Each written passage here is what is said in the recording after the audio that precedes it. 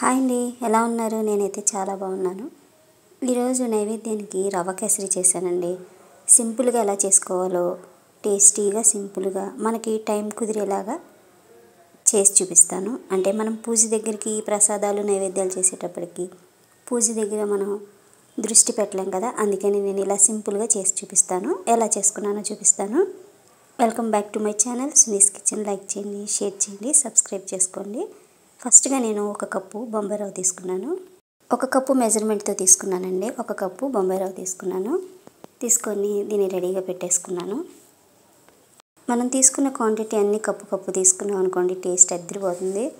నేను ఇక దీనికోసం నెయ్యి, అలాగే కొన్ని జీడిపప్పు, కిస్మిస్, బాదం పప్పులు, అలాగే 1 కప్పు పంచదార తీసుకున్నానండి. 1 కప్పు బొంబాయి రవ్వకి 1 కప్పు పంచదార కరెక్ట్గా సరిపోతుంది. ఇంకా స్వీట్ తినేవాళ్ళు ఉంటే ఇంకొంచెం పంచదార వేసుకోవచ్చు. ఒక 4 స్పూన్లు వేస్తే సరిపోతుంది. ఇక బాదం పప్పుని కొంచెం దంచి పెట్టానండి. ఇలాచి అలాగే పచ్చకర్పూరం కూడా వేసుకోవచ్చు. ప్రసాదం కదా, కాస్త ఫుడ్ కలర్ కూడా వేసానండి. నేను ఇంకా వీటితోటి రెడీ చేసేస్తున్నాను.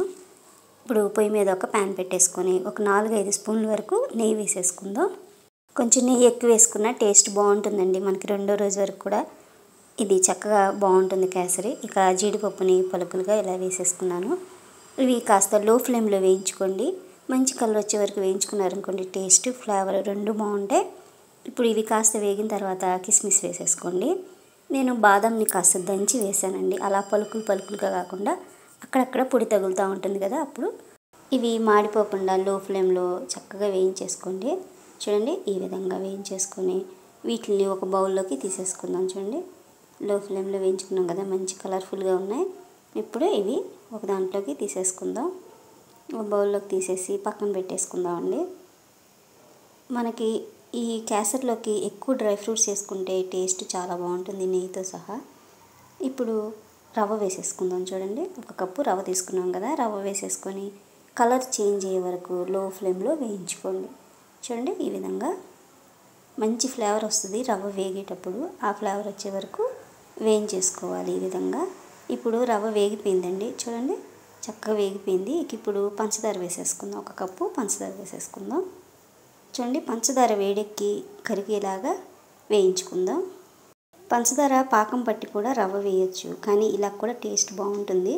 ఈ రవ్వతో పాటు పంచదార కరుగుతుంది కదా, నేను వాటర్ బదులు పాలు వేసానండి. 2 కప్పులు పాలు వేసాను. 1 కప్పు స్కిప్ అయిపోయింది.